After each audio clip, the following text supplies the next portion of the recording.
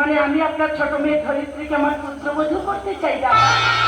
কি বলছেন আপনি? আমার মেয়ে তো চুপ করেন, আমি সব জানি আর সব কিছু জেনে বুঝে তবেই তো আমি এখানে এসেছি।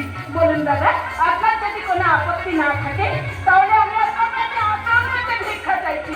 আপনি দয়া করে আপনার ছোট মেয়ে ধরিত্রীকে আমায় ভিক্ষা দিন দাদা। এইভাবে বলছেন কেন?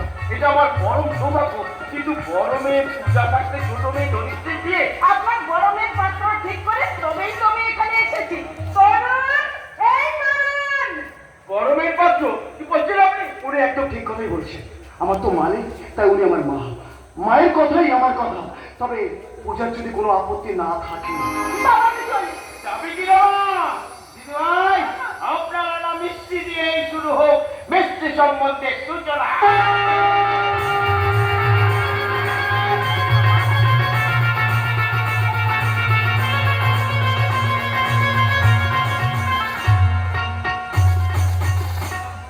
মিষ্টি নয়, মিষ্টি নয়, তোমার মুখে শুনেছি তুমি পায়েস খেতে খুব ভালোবাসো, তাই নিজের হাতে গোপীদেবক চালের পায়েস খেজুরের গুটি বানিয়ে নিয়ে এসেছি।